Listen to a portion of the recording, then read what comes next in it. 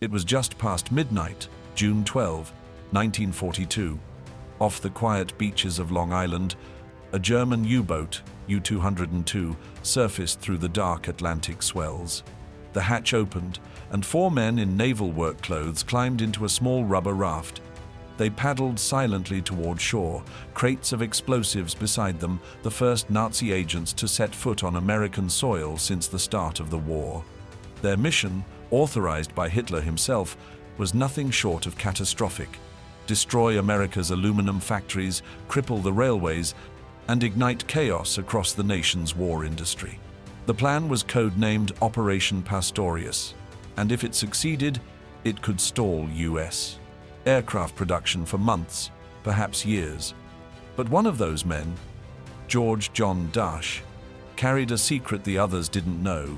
Before his feet even touched American sand, he had already decided to betray the mission and the Reich that sent him. Within weeks, the FBI would parade photographs of 8 captured Nazi saboteurs across the front pages of every newspaper in America. The man who took the credit was FBI Director J. Edgar Hoover, hailed as the nation's watchful guardian. Yet behind the headlines lay a different story, one that Hoover buried deep inside bureau files for decades. A story of a man who tried to save the country he loved, and the director who made sure he would be remembered as a traitor. This is the untold story of Operation Pastorius, the Nazi plot that failed, and the American cover-up that followed. In the spring of 1942, Adolf Hitler authorized one of Nazi Germany's boldest and most secret operations. Its code name was Operation Pastorius, a plan to strike at the industrial heart of the United States. The idea came from the Abwehr, Germany's military intelligence service. Their goal was simple: cripple America's ability to produce warplanes and munitions by destroying key aluminum and railway facilities. The chosen targets were the ALCOA plants in New York, Tennessee, and Illinois, vital to the American aircraft industry. Without them, production of B-17s, P-38s, and bombers could grind to a halt. To execute the mission, 8 German agents were handpicked. All of them had lived in the United States before the war. 2 even held American citizenship. They trained at the Abwehr's sabotage school on Lake Quincy, near Berlin, where they learned how to craft bombs, wire detonators, and destroy infrastructure without leaving a trace. Among them was John Dasch, a waiter from New York who had once served in the US Army. To the Nazis, he was just another recruit. But in truth, Dasch was already plotting his own kind of sabotage, not against America, but against Hitler. After 19 years in the United States, Dasch saw it as his real home. He had married an American woman, spoke fluent English, and admired American freedom. When his mother pressured him to return to Germany in 1941, he discovered the nightmare of Hitler's regime firsthand, a place where fear replaced freedom. When the Abwehr offered him a chance to return to America as a saboteur, Dasch agreed. He planned to destroy the plan itself. Just before midnight, June 12, 1942, the German submarine U-202 rose through the Atlantic surf a few hundred yards off Amagansett, Long Island. The sea was calm. The only sound, the hiss of air from the ballast tanks and the soft splash of oars cutting through the water. 4 men paddled toward shore in a rubber raft, dressed in work clothes to disguise their mission. In the crates beside them, fuses, explosives, detonators, and $80,000 in cash. Their orders were clear: vanish into America, regroup with the second team landing in Florida, and begin a campaign of destruction. For Dasch, the mission had already ended before it began. He had made his choice. He would not kill Americans. He would not destroy the country that had once given him a life. Tonight, on this dark stretch of sand, he would start his own war against Hitler's orders. As the men hauled their crates ashore, the silence broke. A lone figure appeared in the darkness, a young Coast Guardsman named John Cullen, walking his nightly patrol. Cullen thought they were fishermen caught in the fog. But Dasch stepped forward before anyone could react. He was under orders to kill any intruder. Instead, he did something unthinkable. He talked "This is a matter for Washington," he said quietly.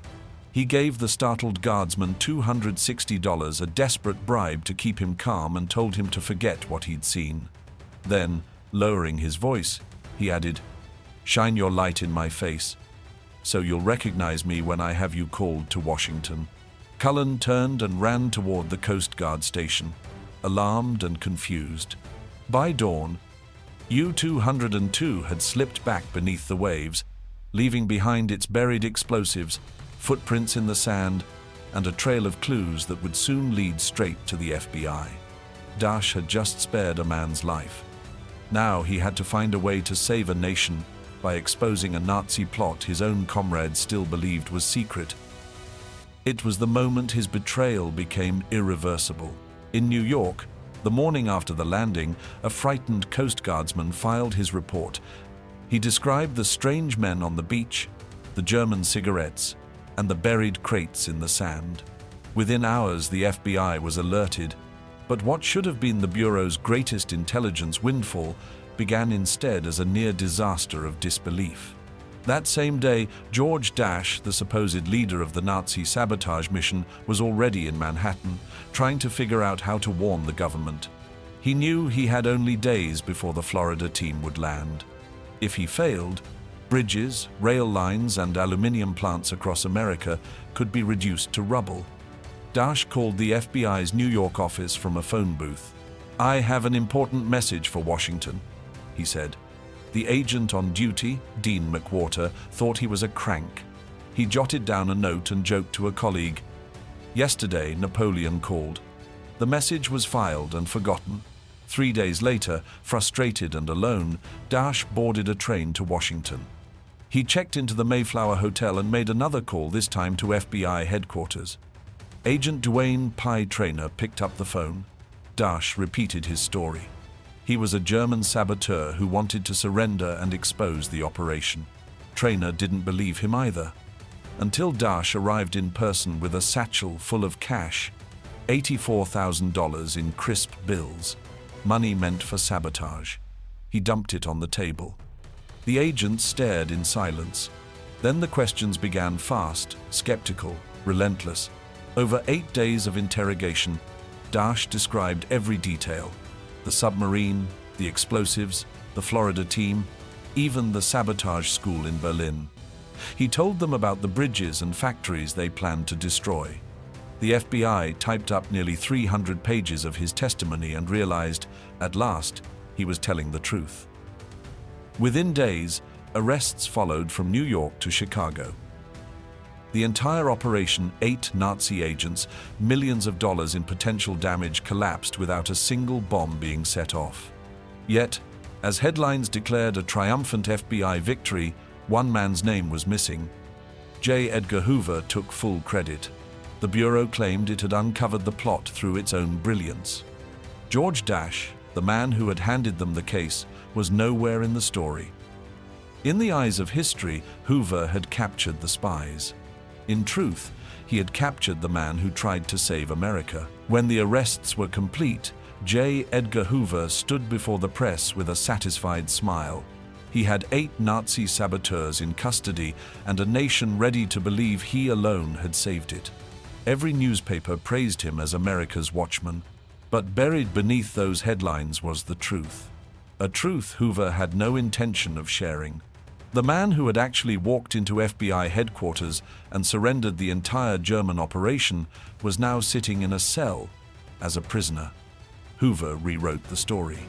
In his memo to President Franklin D. Roosevelt, he claimed, "The leader of the group, George Dasch, was apprehended by special agents of the FBI on June 22, 1942. It was a lie. Dasch had turned himself in 4 days earlier, voluntarily, not captured, not cornered, but ignored until he forced the Bureau to listen." But Hoover saw the power of perception. America was frightened and wanted a hero. So he made himself one. The real hero, the man who betrayed Hitler's orders to protect his adopted country, was erased from the record. Dasch had been promised protection. FBI agents swore his cooperation would remain secret to shield his family from the Gestapo. Instead, his photograph appeared on the front page of the New York Daily News under the headline, "Captured Nazi Spy." He had become the villain in the story he himself had stopped. By July, all 8 men were facing a military tribunal, the first since Lincoln's assassination. There would be no public jury, no presumption of innocence.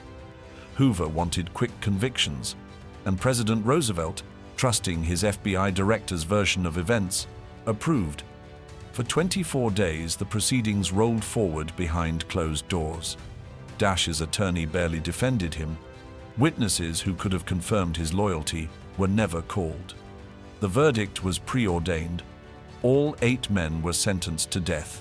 Only at the last moment did Attorney General Francis Biddle intervene, recommending clemency for Dasch and Ernest Berger, the only other saboteur who had turned against the Nazis.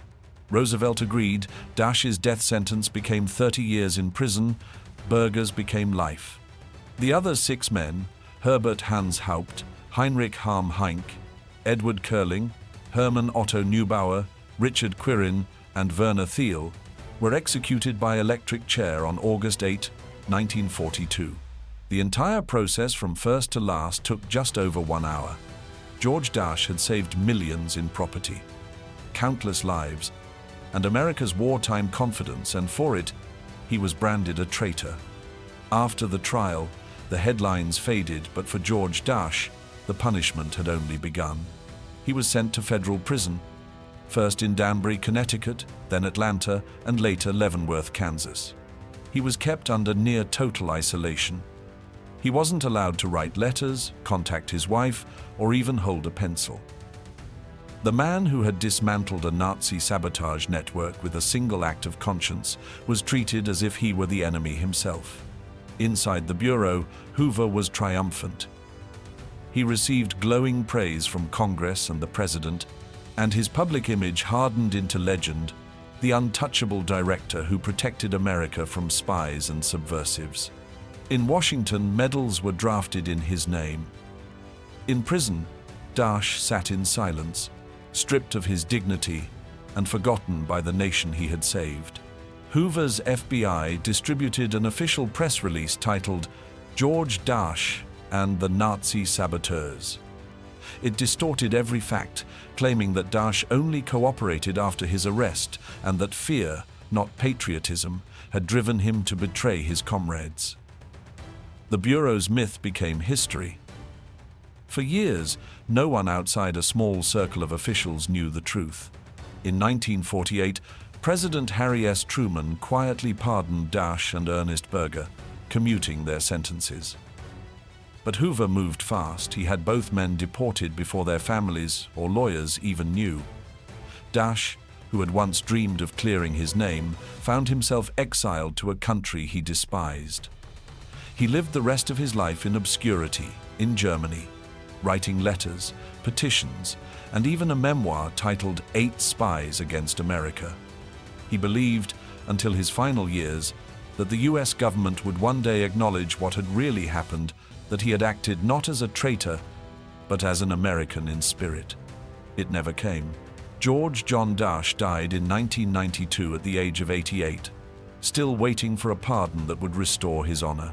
J. Edgar Hoover's reputation, meanwhile, remained polished and unchallenged for decades. But history, as it often does, has begun to ask harder questions. Who really protects a nation, the man who takes the credit, or the one who risks everything to tell the truth? History often remembers the headlines, not the heart behind them. In the summer of 1942, the newspapers called it the FBI's greatest victory. But behind the bold type and Hoover's polished grin was a quieter truth, a single man's act of conscience that changed the course of a war. George John Dasch did not look like a hero. He had no medals, no command, and no one to vouch for his motives. Yet when faced with orders to destroy the nation that had once given him hope, he made a decision that few men in his position would have made. He chose honor over survival, truth over silence. His reward was not glory, but exile. His name was erased, his story buried beneath layers of official pride and politics. but the record still speaks. Without him, Operation Pastorius might have succeeded. Factories could have burned, railways could have shattered. America's home front might have been thrown into chaos at a moment when the war hung in a delicate balance.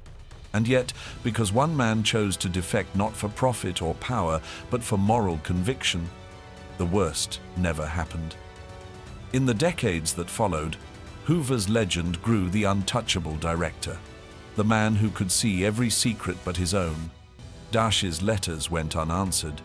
His voice faded, but history has a way of circling back to those it forgets. Today, the story of George John Dasch stands as a question for every generation. What does loyalty truly mean? Is it obedience to authority or devotion to principle? In the silence of his cell, Dasch once wrote, "I was loyal to America even when America was not loyal to me." 80 years later, that truth still lingers.